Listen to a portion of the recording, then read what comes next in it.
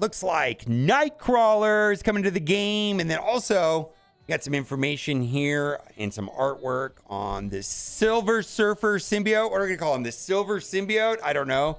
The Triple S? I do not know. This is a long time coming. We've got new game modes. We've got all kinds of stuff. A world boss. We're going to read it together and go over. I have some other things that I want to go and talk about here in this post and add some context. So, preview 2023 Part 2 Siege on Battle World.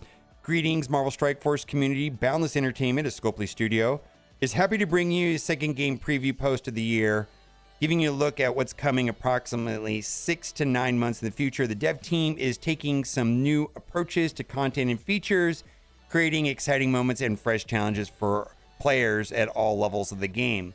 The lion's share of the content shared today is solid, but some projects are in early development or ideas on paper.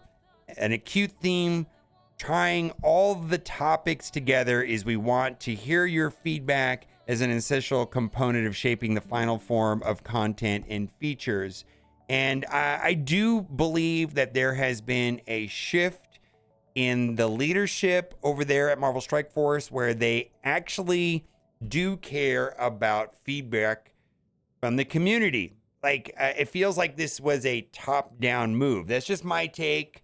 They don't always listen. I have more feedback for them, and they don't listen to 100% of my ideas. And it doesn't seem like they're listening to everybody's ideas, but they are listening a lot better than they once were. And I do think that is going to make the game go in a better direction. Turning the corner.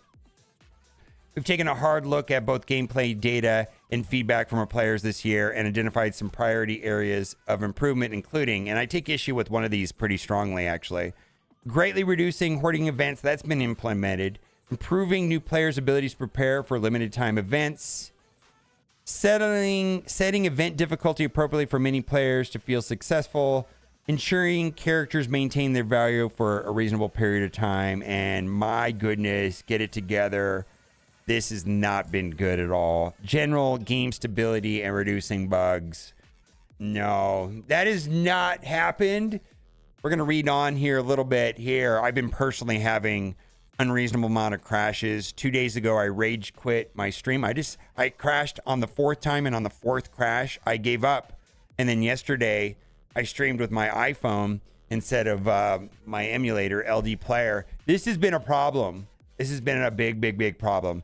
Many improvements have already been made this year to provide a more satisfying experience. You can expect that for it to continue. There's been a refocusing of priorities, ensuring game stability where and reducing the number of bugs with new releases.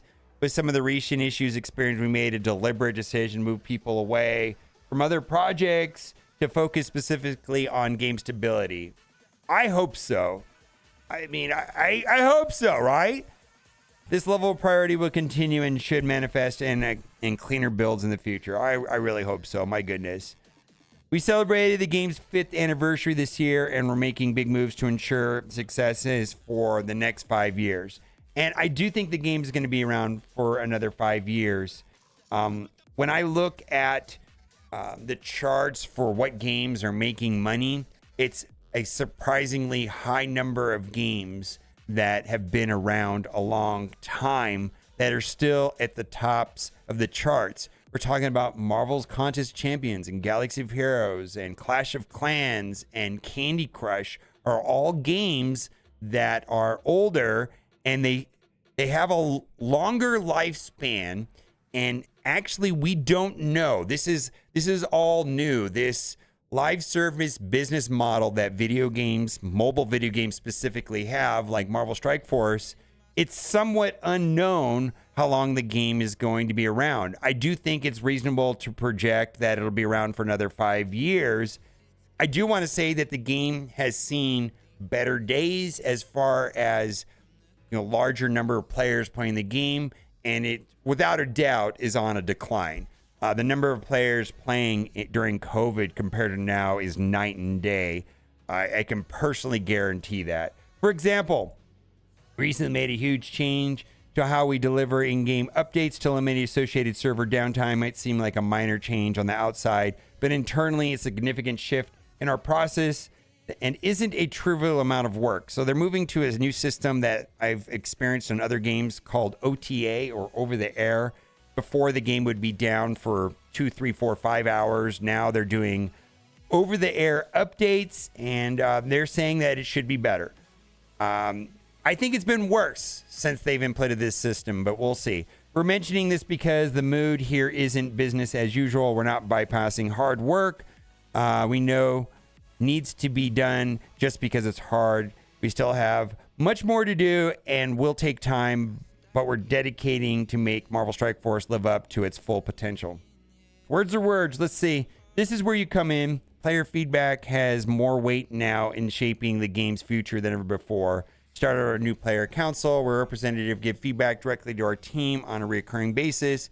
We hosted an online on-site event for a dozen content creators. I was there, where they gave feedback on many upcoming content and features. We've already taken actions to address it. The team gets daily feedback from players via many sources, including via their community engagement team and customer support. Kitty, your voice matters and will influence many of the topics we're about to discuss. Let's dive in. And they do talk to their moderators on Discord, and they also will address Reddit from time to time. I also want to point out that there are things that Envoys and the Players Council have done to change the game for the better that happened behind the scenes, and the community only saw the finished product. And I want to assure you there were some things that were coming to the game in their original proposed proposed form were much worse than what actually happened in the game. And I think a good example is the availability of yellow stars, which is a new system that may have not happened if the player council and Envoys had strong conversations about diamond stars and how it was going to negatively impact the community if they didn't do something about availability of yellow stars. And so I know some people say it's like, it's still, where is the players? Well, there's a lot of stuff that happens, things that they were going to do, and it's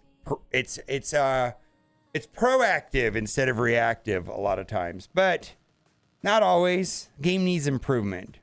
They don't always listen. Siege on Battle World. And this is something that I don't like here. I'm going to tell you what I don't like about this here in a second. We're thrilled to announce the next new game mode for Marvel Strike Force is currently in the early stages of production. In recent years, we put significant effort in developing and improving PvP modes like Cosmic Crucible and Alliance War. The PvE game modes like Raids and Scourge Trials have also seen improvements. But we're ready to go a step further. Slated for release in 2024 is the new PvE mode, Siege on Battle World.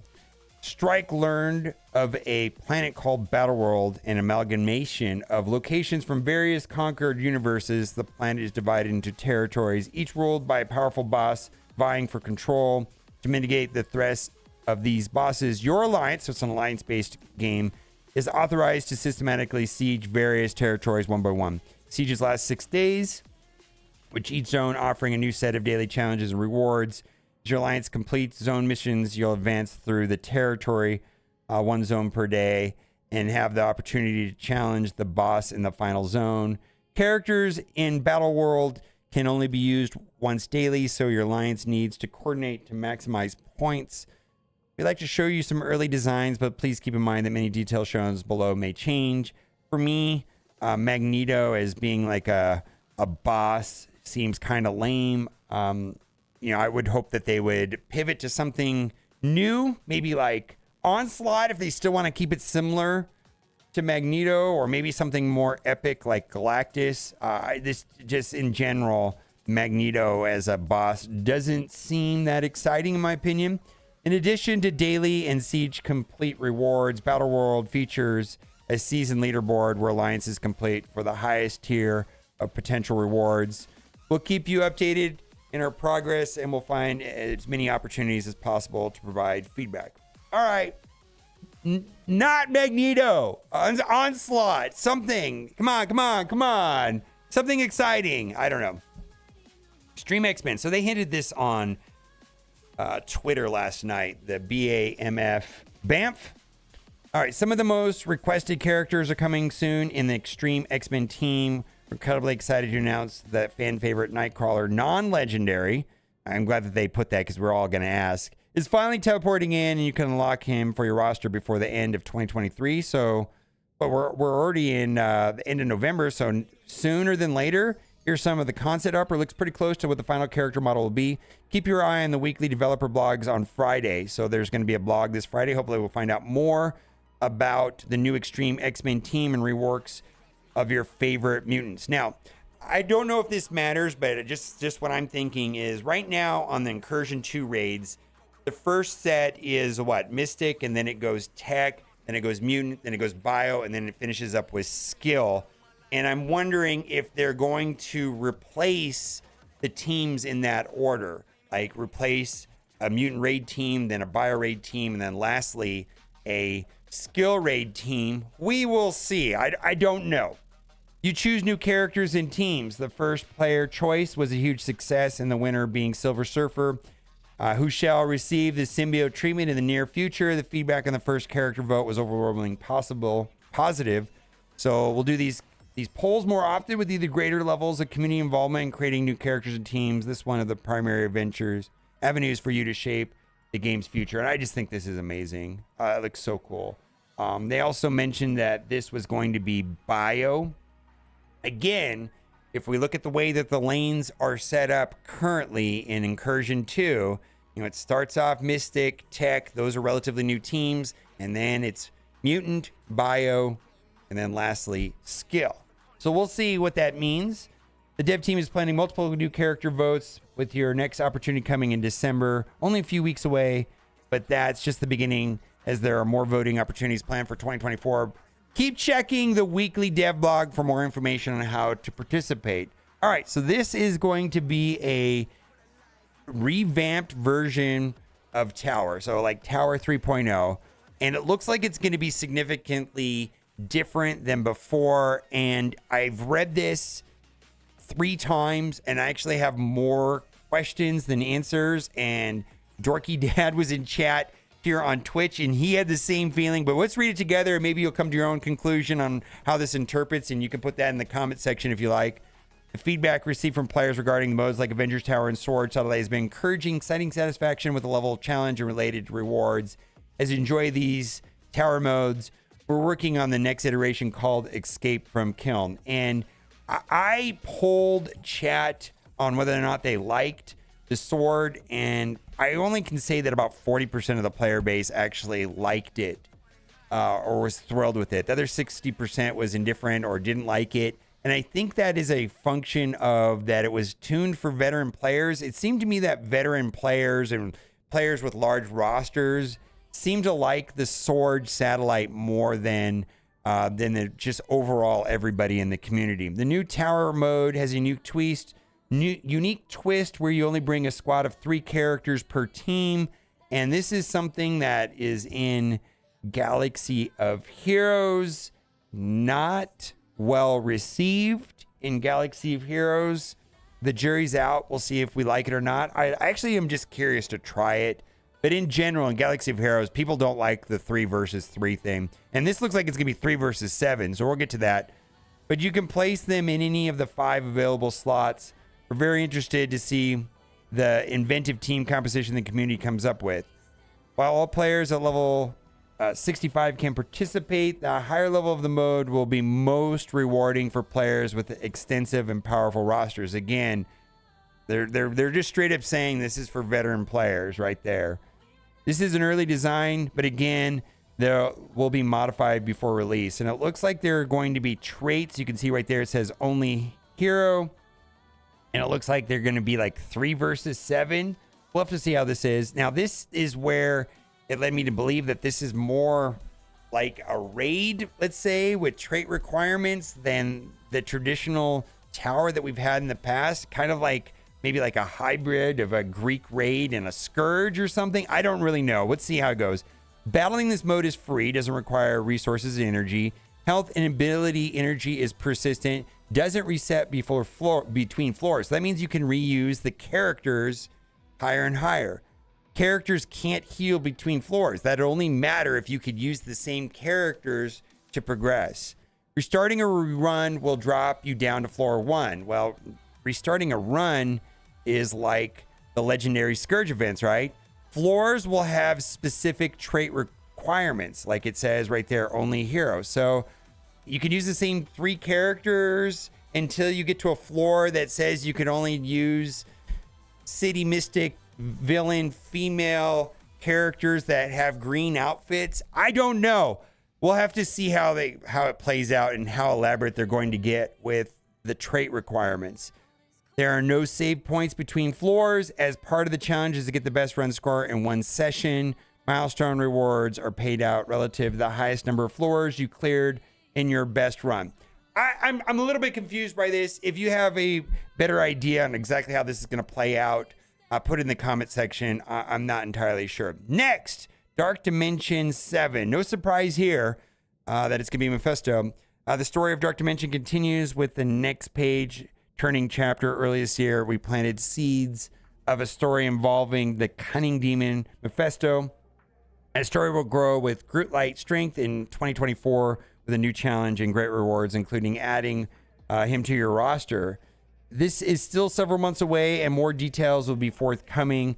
And the character traits are currently being tested, as the requirements could change slightly before release, so they could change their minds on that. 1, 2, and 3, no traits. 4 and 5, city.